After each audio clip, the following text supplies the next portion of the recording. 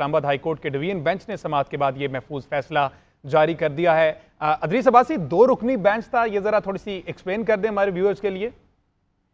जी देखिए, 2 रुकनी बेंच था। जस्टिस मियां गुल हसन औरंगजेब और जस्टिस सिमन रिफत इम्तियाज जो है उन पर मुश्तमिल ये बेंच था, जिन्होंने जो है वो समाअत की थी। और आज तकरीबन एक लंबी समाअत जो है वो हुई और सलमान अकरम राजा जो है उन्होंने तकरीबन 2 से 3 दिन जो है वो लगाए अपने दलाइल जो है मुकम्मल करने में, जबकि अटॉर्नी जनरल जो थे मंसूर अवान, उन्होंने तकरीबन आधा घंटा जो है अपने दलाइल दिए। और उन्होंने अपने दलाइल में एक चीज का मौकफ जो है पॉइंट रखा था अटॉर्नी जनरल ने कि जेल ट्रायल अगर जो किया जा रहा है और एक बात की जा रही है कि ये इन कैमरा ट्रायल है, लेकिन उस जो जेल में ट्रायल हो रहा है उसमें पीटीआई के जो चेयरमैन पीटीआई हैं और जो इसमें शरीक मुलजिम शाह महमूद कुरैशी हैं, उन दोनों के फैमिली मेंबरान जो हैं वो वहां पर शरीक होते हैं और वो इस केस को सुनते हैं। तो ये इन कैमरा ट्रायल जो है वो नहीं खिलाया जा सकता। ताहम अब अदालत ने जो जेल ट्रायल था उसको तो कलअदम करार दिया है। जो अटॉर्नी जनरल और जो प्रोसिक्यूशन की इस्तदा थी कि जेल में जो ट्रायल है वो सिक्योरिटी की बाइस जो है, सिक्योरिटी इश्यूज के बाइस जो है वो किया जा रहा है। चेयरमैन पीटीआई की जो है वो बहुत सिक्योरिटी इश्यूज हैं, उनकी सिक्योरिटी को खतरात ला गए हैं और इसी वजह से हम जेल में जो है वो ट्रायल कर रहे हैं। और तमाम सर चीजों पे जो कानूनी पॉइंट्स के हवाले से जो पीटीआई वकीलों के एतराजात थे कि जो उनके एक लीगल राइट है वो मुतासिर हो रहे हैं, तो उस हवाले से भी अटॉर्नी जनरल ने कोशिश की कि वो अदालत को मुतमईन करें। लेकिन अदालत ने जो फैसला दिया है उससे बज़ाहिर तो ये लगता है कि शायद अटॉर्नी जनरल उस तरीके से अदालत को मुतमईन नहीं कर सके जिस तरीके से अदालत जो है वो सोच रही थी। और अटॉर्नी जनरल ने जो जजमेंट पीटीआई की अपील थी कि जेल ट्रायल जो किया जा रहा है वो गैर कानूनी तरीके से किया जा रहा है, और साथ ही उन्होंने जज की तैनाती को भी चैलेंज किया था, लेकिन अदालत ने जो जेल ट्रायल है उसको कलअदम करार दिया है, लेकिन जो जज की तैनाती है उसको जो है वो दुरुस्त करार दिया है। और अदालत ने जो 29 अगस्त के जेल ट्रायल का नोटिफिकेशन था उसको गैर कानूनी करार दिया है। और साथ ही जज की जो ऑफिशियल सीक्रेट अदालत के जज अबू अल असनाद जुल्करनैन जो है उनके पास, अगर थोड़ा सा अपने व्यूअर्स को वाज़ेह करते चले, जो जज अबू अल असनाद मोहम्मद जुल्करनैन है उनके पास इस वक्त 2 अदालतों के चार्ज हैं। वो इंसदाद दहशतगर्दी जो अदालत है इस्लामाबाद की, वो उसके जज थे और पहले वो उस जज के तौर पे काम कर रहे थे। जब ये साइफर का मामला आया तो एक खुसूसी अदालत जो है वो बनाएगी ऑफिशियल सीक्रेट एक्ट के नाम से, और जो पूरे पाकिस्तान में वाहिद एक अदालत है जो इस्लामाबाद है, और उनका चार्ज जो है वो इस्लामाबाद इंसदाद दहशतगर्दी अदालत के जज अबू अल असनाद जुल्करनैन है उनको सौंपा गया। और उसके बाद उनकी अदालत में साइफर केस जो है चेयरमैन पीटीआई और शाह महमूद कुरैशी के खिलाफ ये पहला केस जो है उनके पास लाया गया, और जिस पर अब ये ट्रायल जारी था। और इस पर जो जेल ट्रायल था उस हवाले से जो सिक्योरिटी के इश्यूज थे, सिक्योरिटी के बाइस जो मसाइल थे, उस पर जज अबू अल असनाद जुल्करनैन ने खुद जो है वो वजारत कानून को ये खत लिखा था कि जो सिक्योरिटी के बाइस जो है वो यहाँ पर लेकर आना चेयरमैन पीटीआई को बहुत सारे मसाइल जो है वो पैदा कर सकते हैं, इसलिए जो ट्रायल है चेयरमैन पीटीआई के खिलाफ उसको अडियाला जेल में ही मुनक्किद करने का कहा जाए, तो जिसका बाज़ाब्ता वज़ारत कानून ने जो है वो नोटिफिकेशन भी जारी किया था। लेकिन अब जो अदालत ने आज का फैसला दिया है उसके बाद चेयरमैन पीटीआई के खिलाफ जो जेल ट्रायल था उसको कलअदम करार दिया गया है। जी अच्छा अदरीस, ये भी बताइएगा, चूंकि ये 2 पहलू थे, एक जज तैनाती का मामला था, दूसरा ये जेल ट्रायल का। जेल ट्रायल को कलअदम करार दे दिया गया जबकि जज तैनाती को दुरुस्त करार दिया गया। अब इस हवाले से पीटीआई की जो वकला टीम है अगेन इस पर कोई इसको चैलेंज करेगी, इस फैसले को दोबारा से कोई अपील दायर करेगी, इस हवाले से क्या खबरें?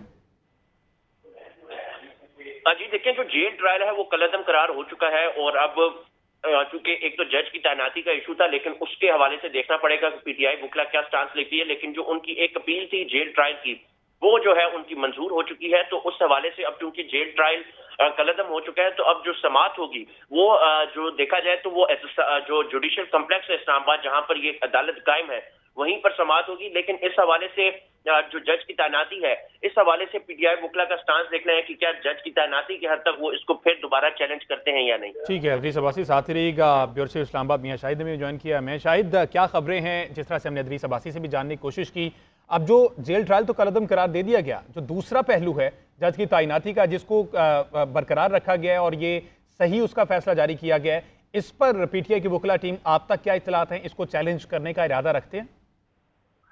देखिए, इसको चैलेंज तो किया जाएगा क्योंकि इंट्रा कोर्ट अपील थी। इंट्रा कोर्ट अपील जो है वो तो कबूल हो गई है, मंजूर हो गई है चेयरमैन पीटीआई की। और इंट्रा कोर्ट अपील के बाद अगर हो सकता है तो चैलेंज ही हो सकता है और नई पिटीशन दायर हो सकती है, और उस हवाले से जरूर इस्लामाबाद हाई कोर्ट से या सुप्रीम कोर्ट से रजू किया जाएगा और नई पिटीशन भी दायर हो सकती है। और इस फैसले को जो है वो इस हद तक, जज की हद तक जो है सुप्रीम कोर्ट में भी जो है वो चैलेंज किया जा सकता है। ये तो जाहिर है वो करेंगे, और इसलिए कि जो ट्रायल अगर जारी रहता है और जो उनका मेन मौकफ था वो जज की तैनाती था, और जो ट्रायल था वो तो कालअदम करार हो चुका है और वो ट्रायल जो है वो बाहर होगा। हो सकता है कि हुकूमत नया नोटिफिकेशन अगर ना निकाले तो ट्रायल जो है वो जेल के बाहर ही होगा। लेकिन जो जज की तैनाती है उसके हवाले से जो फैसला अदालत ने दिया है ये चैलेंजेबल है और इसको चैलेंज भी हो सकता है। और जो पीटीआई के वकला का मौकफ है वो यही है कि अगर ये वो पहले जो जब ये समाज चल रही थी कि अगर ये इसके बारे में फैसला उनके हक में नहीं आता तो इसको चैलेंज करेंगे, तो इसको हो सकता है कि आने वाले दिनों में चैलेंज किया जाए। लेकिन ये यहाँ तक जो मौकफ जो है वो पीटीआई का माना गया है, ये बड़ी कामयाबी है उनके वकला की कि जो ट्रायल है जो जेल में होता था उन पे उनके तहफ़्ज़ात होते थे, और उनका ये सबसे बड़ा तहफ़्ज़ात ये थे कि वहाँ मीडिया नहीं होता और वहाँ पर जो है वो ओपन अदालत नहीं है। तो अब ये ट्रायल ओपन अदालत में होगा, लेकिन इसमें साथ साथ ये भी देखना पड़ेगा कि क्या हुकूमत इसको मानेगी या नहीं, या हुकूमत कोई नया नोटिफिकेशन जो है वो जारी करेगी। और वो नोटिफिकेशन जब जारी करती है तो फिर वो चैलेंज होगा, तो उस वक्त तक जितनी भी समातें होंगी वो तो फिर जेल के अंदर ही होंगी। तो ये अब वकला जो है वो ये देखेंगे कि हुकूमत किस तरफ जा रही है, उनका स्टांस क्या है, और हुकूमत जो मौक़िफ़ इख्तियार करेगी उसके मुताबिक पीटीआई के वकला जो है वो उसको चैलेंज करेंगे। अच्छा मियां, शायद कुछ कानूनी माहिरीन तो ये भी कह रहे हैं कि कानून के तहत ये सवाबदी जो है वो ट्रायल कोर्ट की है, उन्होंने ही ये डिसाइड करना है कि ट्रायल कहाँ होता है। तो इस पर भी अपोजिशन क्या इसको चैलेंज कर सकती है दोबारा से कि ये तो ट्रायल कोर्ट की सवाबदी थी, किस तरह से इसको कलअदम करार दिया जा सकता है? हेलो, मैं आपका सवाल नहीं समझ सका। मियां शाहिद, मैं ये पूछना चाह रहा हूँ कि कुछ कानूनी माहिरीन ये नुक्ता भी उठा रहे हैं कि ट्रायल कोर्ट की ही सवाबदीद है कि वो ये ट्रायल कहाँ करना चाहती है, उन्हीं की ये मर्जी है। अब चूंकि जेल ट्रायल को कलअदम करार दे दिया गया है, आया इस फैसले को भी चैलेंज किया जा सकता है ओपोनेंट की जानिब से कि ये जो है ट्रायल कोर्ट का मामला होता है, उन्हीं की सवाबदीद होती है? देखिए, इस पर जो मुकदमा चला है वो इंट्रा कोर्ट अपील है। इसका मतलब है कि उससे पहले जो इनको जो रिलीफ नहीं मिला था उस पर अपील की गई थी, और जो इंट्रा कोर्ट अपील का फैसला आया है और वहां पर जो बहस हुई थी और जिसमें वकला ने बहस की थी वो यही की थी कि जो कानून है वो यही कहता है कि जेल के अंदर ट्रायल इस तरह नहीं हो सकता। और उस जो ट्रायल क्योंकि जो इमरान खान है पीटीआई के चेयरमैन, उनका इस वक्त स्टेटस जो है वो उस कैदी का स्टेटस नहीं है, ये स्टेटस बदल चुका है। जब उनको अटक से यहाँ पर अडयाला जेल में लाया गया था तो ट्रायल कैदी उनको कहा गया था। ट्रायल अंडर ट्रायल कैदी जो होते हैं उनका ट्रायल जो है वो जेल के अंदर नहीं होता, उनका ट्रायल जो है वो बाहर होता है। और यही जो है मौक़िफ़ इख्तियार किया गया पीटीआई के वकला की जानिब से कि उनका ट्रायल जो है वो ओपन कोर्ट में और बाहर होना चाहिए, जेल के अंदर ऐसे कैदियों का ट्रायल नहीं होता।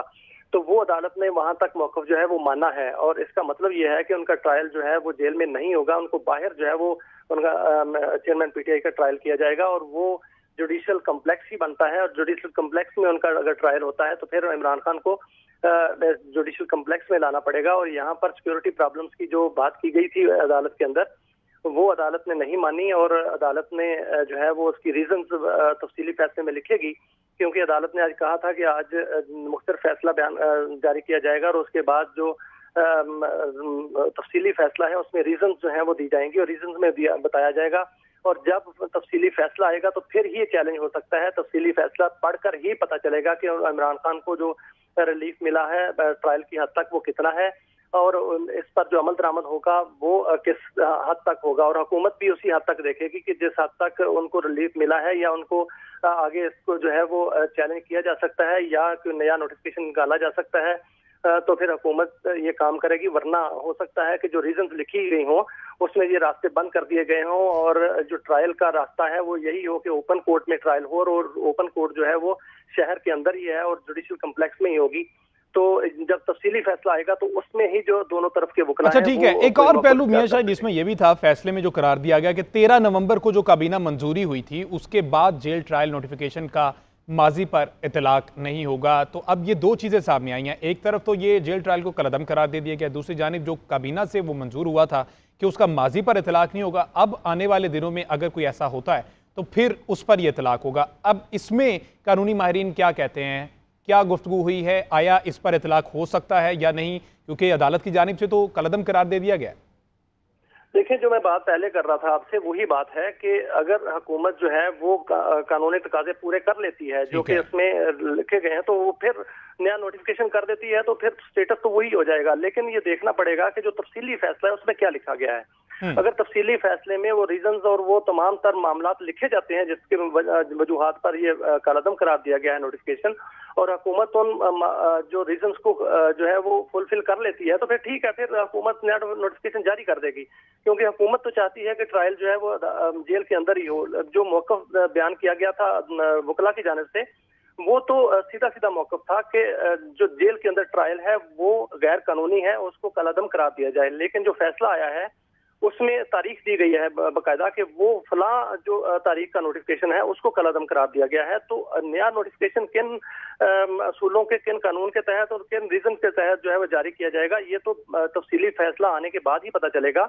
लेकिन कानूनी माहिरीन और आईनी माहिरीन जो कहते हैं वो ये कह रहे हैं, दोनों तरफ के अपने अपने मौक़िफ़ हैं कि ये जेल ट्रायल एक तरफ का मौक़िफ़ है कि हो सकता है, दूसरी जानिब का मौक़िफ़ ये है कि जेल में ट्रायल इस वक्त नहीं हो सकता, क्योंकि जो चेयरमैन पीटीआई हैं उनका जो स्टेटस है इस वक्त जेल के अंदर और जो उनके कैदी होने का स्टेटस है वो नहीं है जो सजा याफ्ता कैदी का होता है, क्योंकि उनकी सजा आपको याद है कि एक मुअत्तल हो चुकी हुई है। बिल्कुल। और जब वो मुअत्तल होगी तो इसका मतलब वो अंडर ट्रायल कैदी हैं। अंडर ट्रायल कैदी का जो ट्रायल है वो जेल में नहीं हो सकता, ये मौक़िफ़ था। और अब देखना यह है कि जो तफसीली फैसला होता है उसमें रीजंस क्या दी जाती है। लेकिन इस पर डिबेट यहाँ से भी ये भी तो शुरू होती है ना कि अगर जेल ट्रायल की बात की जाए तो उसकी वजूहात बयान की जाती है कि सिक्योरिटी कंसर्न्स की वजह से, हाई प्रोफाइल केस है, सिक्योरिटी कंसर्न की वजह से मजबूरी है कि जो ट्रायल है वो जेल में किया जाए। तो एक सवाल ये भी फिर ओपोनेंट की जानिब से उठाया जाता है। देखिए, ये सवाल तो बिल्कुल ठीक है, बनता है, लेकिन रियासत जो है सिक्योरिटी भी तो मुहैया करती है ना। तो अगर फुल प्रूफ अदालत की जानिब से ये रीजन में कहा गया कि फुल प्रूफ सिक्योरिटी जो है वो अदालत की जिम्मेदारी है और वो जिम्मेदारी को पूरा करे, तो फिर उनको बाहर जो है वो ट्रायल करना पड़ेगा और रियासत जो है वो हर किस्म की सिक्योरिटी दे सकती है और तमाम तर इंतजाम भी कर सकती है। और ये अदालत ने क्या उसमें तफसीली फैसले में लिखती है, फिर वो तफसीली फैसला ही जो है वो सामने आएगा। तो ये तमाम सब चीजें जो हैं वो सामने आ सकती हैं कि मामला है क्या, क्या हुकूमत को अदालत ने क्या डायरेक्शन दी हैं।